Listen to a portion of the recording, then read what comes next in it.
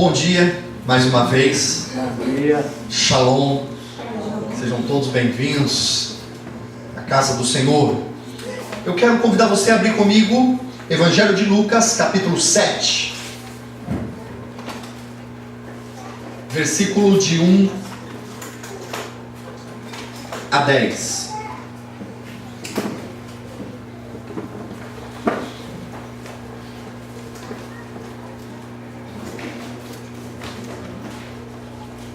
Evangelho de Lucas, capítulo 7.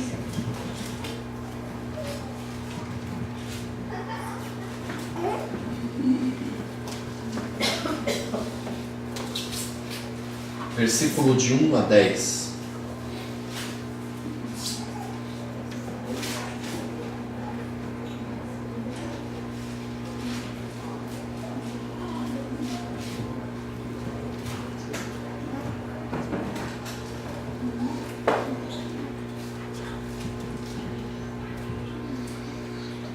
Havendo concluído suas instruções aos discípulos e ao povo, Jesus entrou em Cafarnaum. E o servo de um centurião, a quem este estimava muito, estava doente à beira da morte. O centurião havia ouvido falar de Jesus, e por isso lhe enviou alguns líderes religiosos dos judeus, pedindo que fosse curar seu servo. Então, aproximando-se de Jesus, apelaram-lhe com muitas súplicas: este é um homem que merece que lhe conceda esse favor, pois trata nosso povo com elevada consideração, e ele mesmo construiu a nossa sinagoga. Então Jesus seguiu com eles. Mas ao chegarem nas proximidades da residência, o centurião enviou-lhe alguns amigos para lhe entregarem a seguinte notícia: Senhor, não te incomodes, porque sei que não sou digno de receber-te sob o teto da minha casa. Por isso nem mesmo me considerei merecedor de ir ao teu encontro. Mas ordena uma só palavra, e o meu servo será curado. Pois eu também sou homem sujeito à autoridade, e tenho soldados sob o meu comando. Mando a um vai, e ele vai, e a outro vem, e ele vem, e ao meu servo faze isto, e ele o faz. Ao ouvir esta declaração, Jesus muito se admirou dele, e voltando-se para a multidão que o acompanhava, exclamou: asseguro-vos que nem mesmo em Israel encontrei uma fé como esta. E aconteceu que os homens que haviam sido enviados retornaram para a casa do centurião, e ao chegarem lá, encontraram o servo dele totalmente curado. Amém? Amém. Fecha os teus olhos, vamos orar. Senhor, nesta manhã, nós também pedimos a tua iluminação sobre cada um de nós. Pedimos a luz do teu Espírito Santo, para que a gente possa compreender e receber aquilo que o Senhor quer falar conosco nesta manhã. Te pedimos, Senhor, que o teu Espírito Santo nos guie nesta manhã, nos mostre, nos ilumine, nos conduza, nos instrua com a luz, com a graça e com a sabedoria, que vem do Espírito Santo, em nome de Jesus. Amém. Amém. Amém? Amém.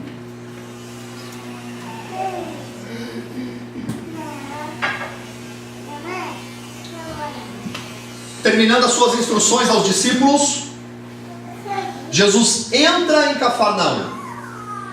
Vocês sabiam que Jesus tinha uma casa em Cafarnaum? Sabiam disso ou não? Sabia não? Jesus tinha uma casa em Cafarnaum. Ele morou em Cafarnaum.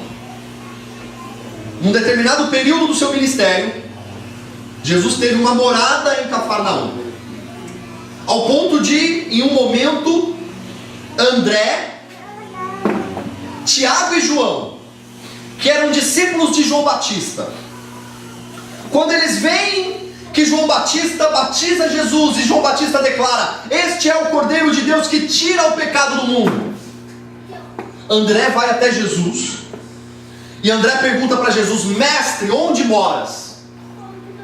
E Jesus vira para ele: vem ver. E a partir daquele momento, André, que era discípulo de João, se torna discípulo de Jesus. E num período do seu ministério, Jesus tem a sua morada em Cafarnaum, que é uma cidade litorânea ali às margens do Mar da Galileia, aonde tinha uma sinagoga belíssima, ao ponto de alguns governadores romanos elogiarem a sinagoga de Cafarnaum, de tão bela que ela era. Inclusive, se encontrou as ruínas dessa sinagoga em Cafarnaum, e quem visita Israel pode ir lá em Cafarnaum e conhecer essa sinagoga, que foi construída por esse centurião. Centurião, ele era como se fosse um capitão, um comandante de um exército.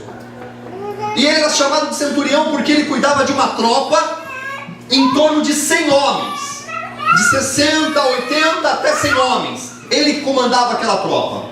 Então ele era uma pessoa respeitada, ele era um soldado romano que era responsável por essas 100 tropas que estavam instaladas em Cafarnaum, porque Cafarnaum era uma cidade litorânea que tinha um porto, então era uma cidade importante ali às margens do Mar da Galileia, e Roma colocava uma centúria em locais estratégicos para que a paz fosse mantida no Império Romano. E Cafarnaum era uma cidade estratégica, por isso tinha um centurião ali em Cafarnaum. Agora, existem algumas características importantes nesse centurião que a gente precisa notar e que precisa saltar dos nossos olhos ao nós lermos a palavra de Deus. Primeiro, o centurião era um homem pagão. Ele não era um judeu. Ele era considerado um gentil e considerado um judeu. Ele não era um gentil convertido ao judaísmo, porque na época de Jesus, em todo o período da história, sempre aconteceu de alguns gentios se converterem ao judaísmo totalmente, passarem por um processo de conversão e se tornarem judeus. Mas esse centurião não se converteu ao judaísmo, mas de alguma forma ele tinha um apreço pelo povo judeu ao ponto de construir a sinagoga de Cafarnaum. Esse homem era respeitado pelos judeus, ao ponto de ter amigos judeus. Então ele não era um soldado romano comum, que oprimia as minorias, que batia, que extorquia, porque o soldado romano era um homem corrupto, assim como hoje alguns policiais são corruptos. Imagina naquele tempo, imagina naquela situação de domínio, naquela situação de controle, em que o Império Romano dominava sobre Israel. Mas esse centurião não era assim, ao ponto de conseguir a estima dos judeus.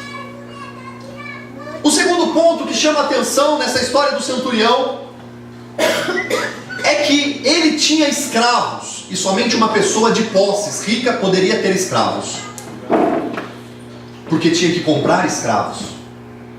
Escravo era uma propriedade do senhor, era uma propriedade do amo que tinha aquele escravo, ao ponto de, quando o escravo ficava doente, eles descartavam o escravo, porque não tinha mais serventia, não podia mais servir a ele, e não tendo mais serventia, ele era lançado às ruas para morrer na rua, era descartado como se fosse um objeto que quebra na sua casa e que você não pode mais utilizar, então você descarta. Essa era a visão dos escravos, e essa era a situação dos escravos na época de Jesus. Ele era visto como um objeto. Ele era visto, uma comparação bem esdrúxula, mas para você compreender, ele era visto de tal forma como um objeto, como nós vemos um lápis. O que acontece com o lápis? Você usa, chega um ponto que não dá mais, você descarta, ou se é aquele lápis que a ponta está quebrando tanto que não te serve mais, o que você faz? Você joga fora. Era assim que os escravos eram tratados na época de Jesus.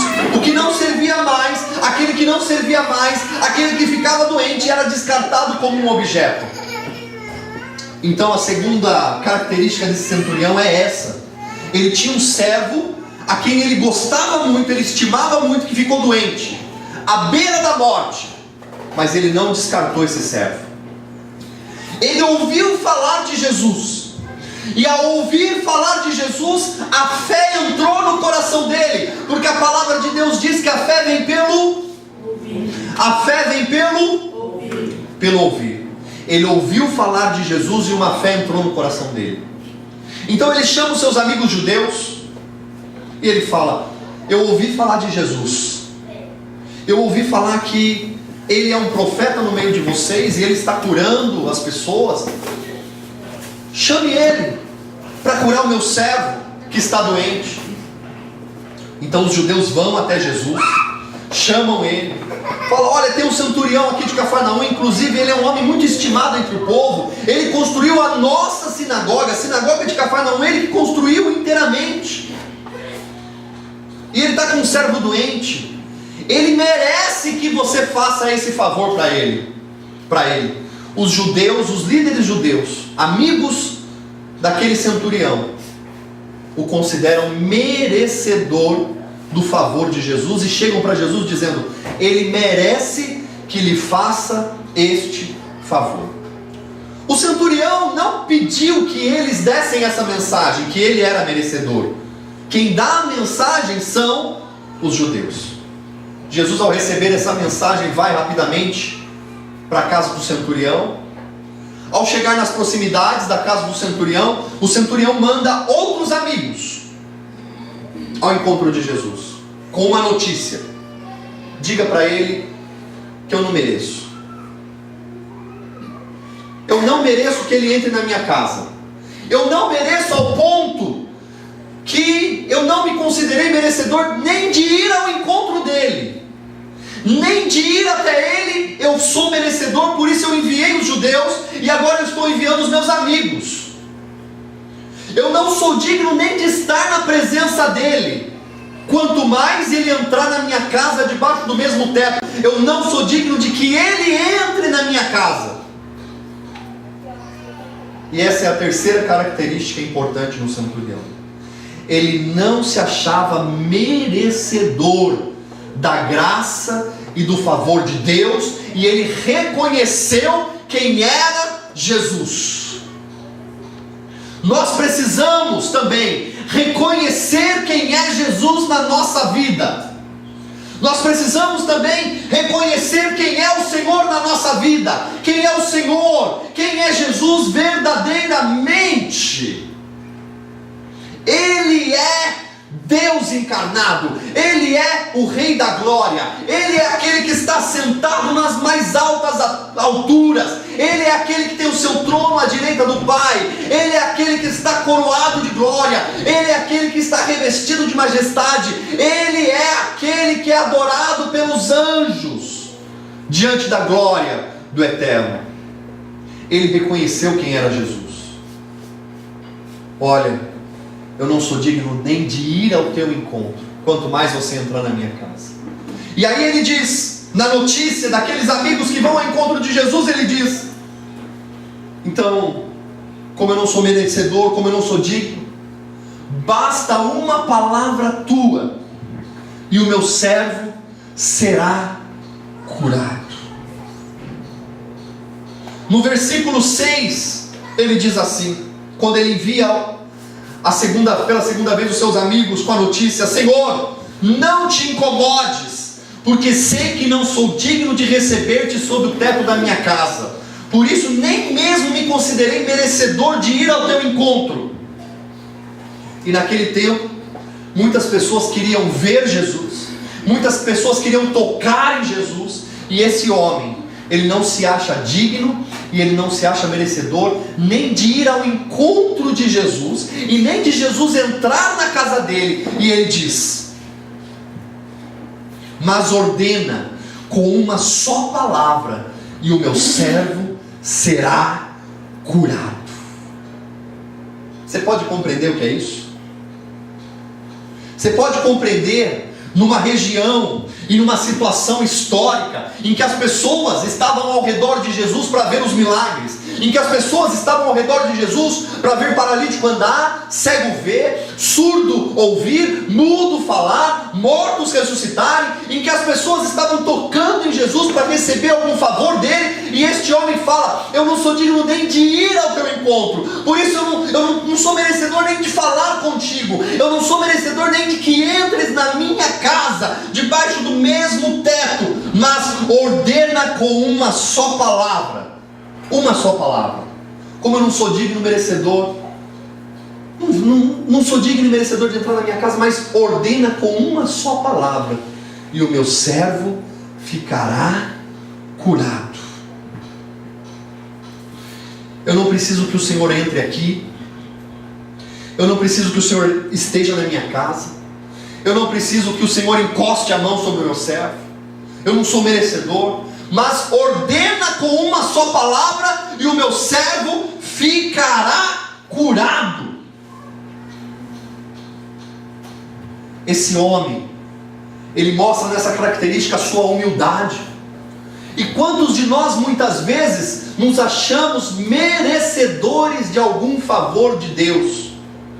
Quantos de nós, às vezes, porque a gente trabalha na igreja, porque a gente investe a nossa vida na obra de Deus, porque a gente dá um dízimo, porque a gente dá uma oferta, e a gente acha que é merecedor de algum favor de Deus, que a gente é merecedor de algo extraordinário de Deus, a gente é merecedor porque a gente muitas vezes sem perceber, a gente entra num sistema de troca e de barganha com Deus, a gente entra num sistema religioso de uma troca: Senhor, eu vou te fazer isso, mas eu quero que o Senhor faça isso.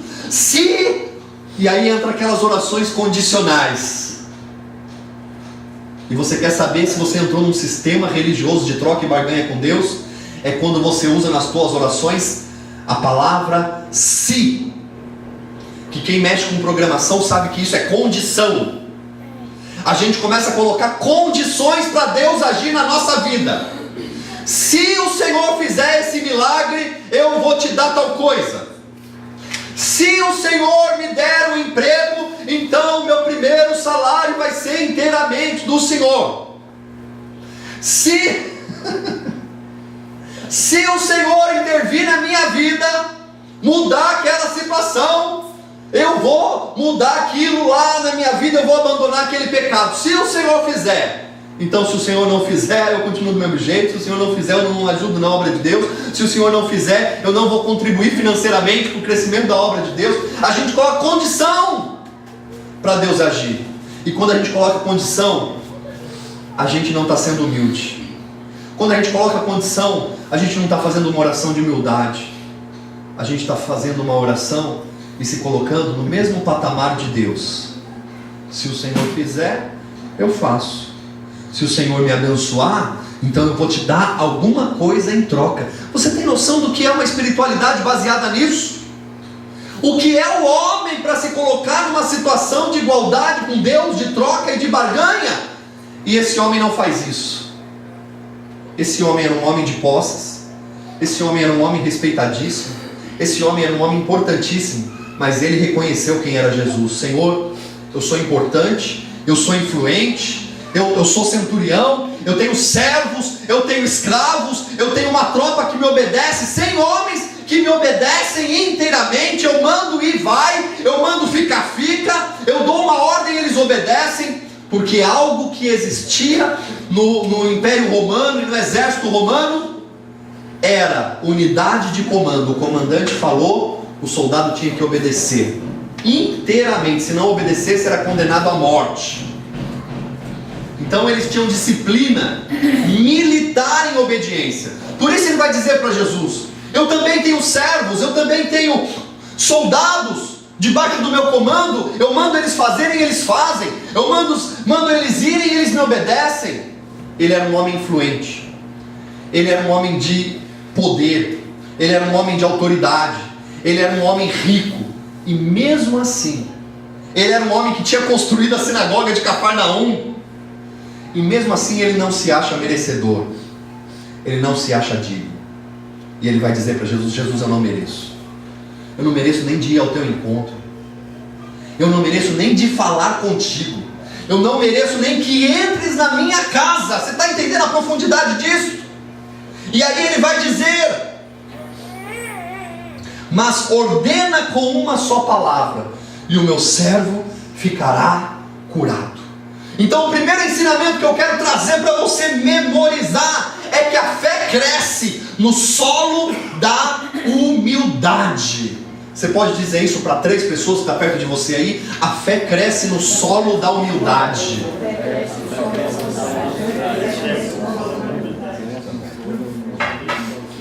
Você quer proteger a tua fé? A fé é protegida quando nos esvaziamos de nós mesmos. Você quer proteger a tua fé em Deus? Você quer proteger a tua fé no sobrenatural? A tua fé é protegida quando nós nos esvaziamos de nós mesmos. Quando a gente está muito cheio de si, quando a gente acha que é merecedor, quando a gente está muito cheio de si e acha que nós vamos conseguir convencer Deus de mudar o tempo dele na nossa vida. Nós precisamos entender de uma vez por todas que Deus tem um tempo para agir e um tempo determinado para cada coisa na tua vida, e o tempo dele é o melhor para você, a vontade dele é o melhor para você. E aquilo que você não entende hoje, amanhã você entenderá. Aquilo que você não compreende hoje, amanhã você compreenderá. Aquilo que não se encaixa, que o quebra-cabeça não fecha, amanhã vai fechar. E a fé, ela vai crescer no solo da humildade. E quando você se esvazia de si mesmo, você protege a tua fé. Os religiosos achavam ele digno, porque a religião, ela funciona num sistema de troca. Eu faço um sacrifício, então por meio desse sacrifício eu convenço a Deus de me abençoar. Vou carregar uma cruz daqui lá até Aparecida a pé, uma cruz pesada, porque Deus vai ver eu carregando a cruz pela Dutra até Aparecida. Daí quando eu chegar lá em Aparecida, eu vou convencer Deus, porque meu sacrifício foi bem grande, e daí Ele vai me abençoar. É um sistema de troca. Então eu vou a Aparecida e eu vou atravessar aquela passarela de joelho, porque quando eu terminar de atravessar de joelho, meu joelho vai estar sangrando, e Deus vai ver o meu sacrifício e vai ser uma troca. Isso eu estou falando do sistema de troca católico. Ou então eu vou pegar o meu primeiro salário e eu vou fazer uma troca, um acordo com Deus, um voto, um acordo com Deus. Se o Senhor me abençoar o meu primeiro salário, vai lá, para ajudar a comunidade de família, vai pôr até vidro lá, Senhor. E aí a conversa se estende, porque é um sistema de convencimento de Deus. Senhor, o primeiro salário vai lá, vai dar para pôr vidro. Senhor, vai estar até a cascata pronta, Senhor, olha que bênção. Então, se o Senhor me der, vai sair o vidro, vai sair a cascata. Senhor, quem sabe até as estruturas para fazer o auditório lá em cima. Senhor, vai ajudar a comprar Kombi. Então, se o Senhor fizer, eu faço isso. E deixa eu te dizer que o mundo sobrenatural e o relacionamento com Deus não funciona assim. Por isso nós estamos vendo dentro das igrejas evangélicas pessoas frustradas e pessoas perdendo a fé em Deus, porque entraram nesse sistema religioso de barganha e troca com Deus, baseado no orgulho humano, que acha que pode convencer Deus por meio de um sacrifício, por meio de uma troca, por meio de uma barganha. Eu já falei isso na igreja várias vezes. Deus não trabalha na Petrobras, e Deus nunca vai precisar ser investigado no Lava Jato. Porque se você parar para pensar, é como se fosse uma propina para Deus. Ó, se o Senhor me fazer, eu te dou uma parte lá, uma percentual. Quem trabalha em empresa sabe, né? Quem é comprador, né? Olha, se você fechar comigo, eu te dou um percentual lá. É quase que um suborno para Deus. Se o Senhor fizer, então eu te dou um percentual lá. Meu irmão, larga a mão de ser besta. Deus não precisa de nada, nada, nada, nada que venha de você. É você que precisa dele. O sistema religioso, ele troca o lugar do homem e troca o lugar de Deus. Deus passa a ser servo do homem e o homem passa a tomar uma posição de semideus, que a chegar ao ponto de determinar o que Deus tem que falar e fazer orações de determinação e fazer orações de voto, de uma troca, de uma barganha, de um suborno para com Deus. Saia desse sistema religioso. O sistema religioso, para você identificar, ele é baseado em ele possui 3 características: o medo, a culpa e a ganância. A ganância que entra nesse sistema religioso da troca. Então eu vou dar o dízimo e Deus tem que me abençoar. Estou fazendo prova contigo agora, ó, fiz a prova, o Senhor tem que fazer.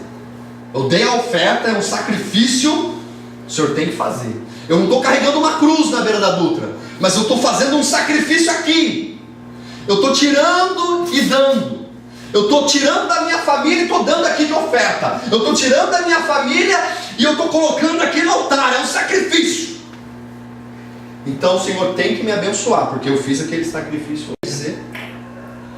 Nem mesmo em Israel eu encontrei uma fé como essa.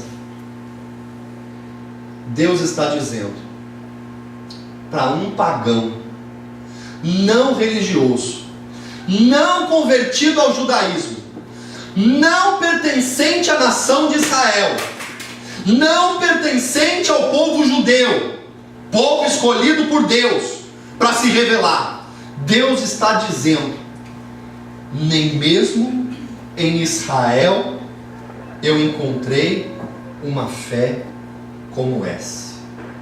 Nem em Israel, nem no templo, nem no sistema religioso judaico, nem entre os mestres da lei, nem entre os fariseus, nem entre as sinagogas judaicas eu encontrei em Israel. Eu não encontrei em Israel uma fé como essa.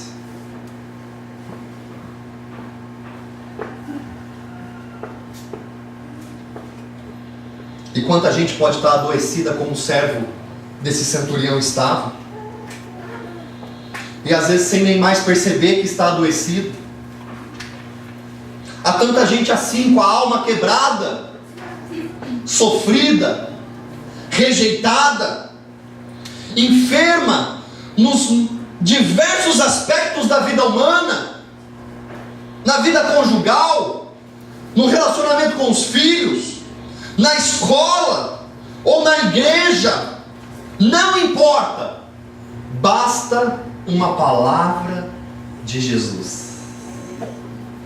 Você pode dizer nesta manhã, como aquele centurião disse: Senhor, basta uma palavra tua,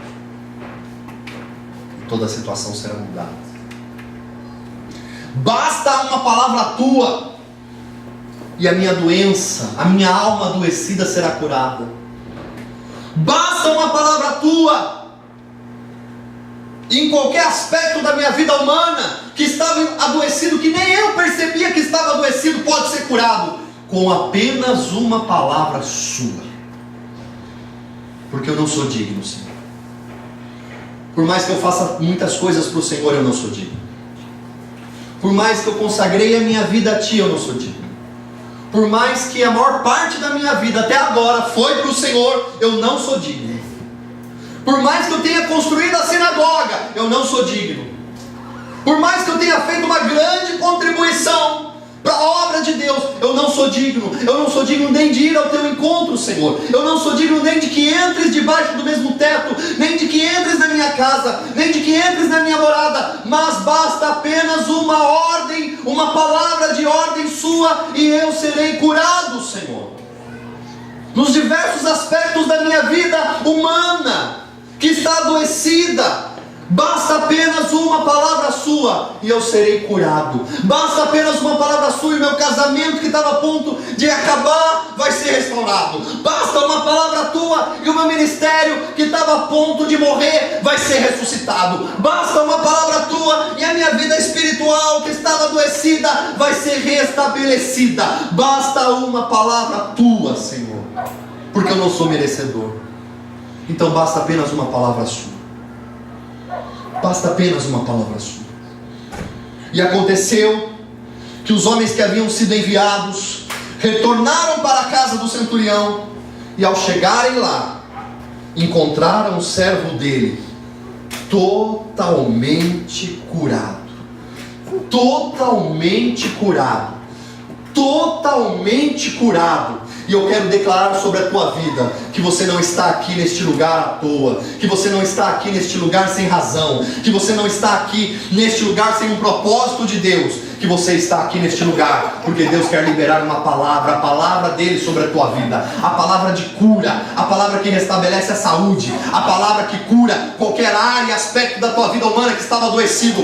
Deus nesta manhã está liberando uma palavra dele para que a tua casa seja totalmente curada, para que os teus filhos sejam totalmente curados, para que o teu ministério seja totalmente curado, para que o teu casamento seja totalmente curado. Receba a palavra e a liberação da palavra de Jesus. Eu não sou merecedor, mas basta apenas uma palavra de ordem sua e eu ficarei curado. Receba a palavra do Senhor sobre a tua vida e seja restabelecido nesta manhã, em nome de Jesus. Você pode ficar em pé, meu querido. Você pode se levantar nesta hora, levantar a tua mão e falar: Senhor, eu tomo posse desta palavra.